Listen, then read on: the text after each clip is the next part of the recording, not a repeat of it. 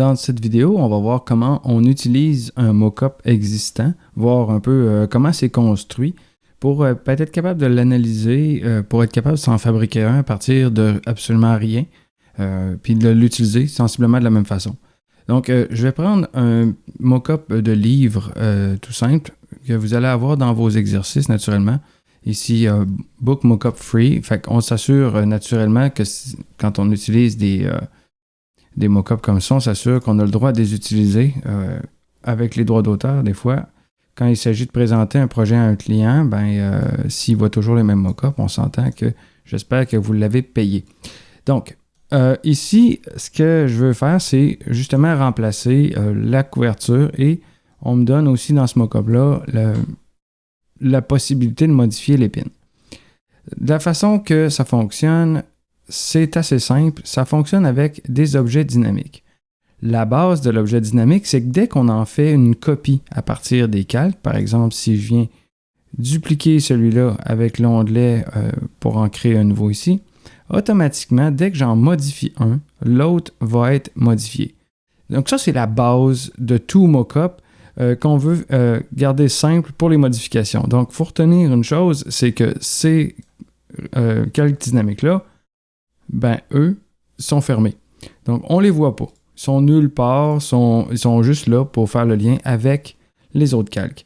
Donc, si on fait le tour ici, là, tous ces petits dossiers-là vont contenir des informations. Comme ici, on va avoir la bolle qui est en haut, l'espèce de truc qui est là. Donc, c'est important de bien nommer ces calques pour les retrouver facilement. Ici, Book Light Effect, on peut comprendre, si on traduit, que c'est les effets de lumière du livre. Donc, si on enlève ces effets-là, on voit que c'est quand même quelque chose d'un peu plate, un peu à plat. Donc, si on va aller voir ou modifier ces effets de lumière-là, c'est ici que ça va se passer, calque par calque. On va avoir des ajustements, comme ici, celui-là, c'était cette partie-là. Et encore là, tous les calques sont nommés. Donc, si vous en faites un, assurez-vous de tout nommer comme ça puis de bien diviser votre matériel. Encore là, on va avoir les effets de livre. Je vais fermer ce dossier-là. Je vais ouvrir Book Mockup. Book Mockup, dans lui, je vais retrouver ici les deux éléments qu'on retrouvait ici tantôt sur le dessus. Eux, qu'est-ce qui a été fait? Là, il y a sûrement eu des transformations de fait. Donc, on l'a probablement avec transformation manuelle. On l'a ajusté pour qu'il vienne arriver par-dessus l'endroit où il est là. S'il y a des déformations, c'est le bon moment. C'est ici qu'on va le faire. Et là, il y a même un masque ici là, pour cacher l'excédent. L'autre en dessous, on va voir l'épine qui est juste ici. Et ça, comme je l'ai dit au début, c'est lié avec le deuxième. Pour finir, en gros, la construction d'un mock-up, dans ces dossiers-là, je suis passé rapidement tout à l'heure, on a aussi, quand on crée des effets de lumière, souvent on va utiliser des modes de fusion, comme ici, densité linéaire, on va avoir des superpositions, on va probablement avoir des incrustations, ou ici, là, on pourrait retrouver produit aussi souvent. Si je le change pour produit, on voit qu'on a une différence encore. Donc, surveillez ça, regardez comment c'est fait. C'est avec l'observation qu'on peut remarquer justement comment les choses sont construites, parce que tout à l'heure, vous allez avoir à en construire un. Donc, tant qu'à l'avoir devant vous, profitez-en pour analyser un petit peu de quelle façon il est fait. Autre chose, c'est qu'on a appliqué ici là des couleurs au calque pour nommer ou pour indiquer à l'utilisateur que ces calques-là sont ceux à modifier. Alors, passons dans le vif du sujet. Je vais vous montrer une couverture, le PDF d'une couverture que je vais appliquer. Comme ici, ça, c'est l'endos d'une couverture que j'ai faite pour un de mes clients. Et là, je veux présenter à mon client de quoi va avoir l'air son livre, exemple sur la table que j'avais tout à l'heure ou avec une espèce de fond en carton. Donc, voici son livre que j'enverrai normalement, celui à l'imprimeur avec les traits de coupe et tout et tout.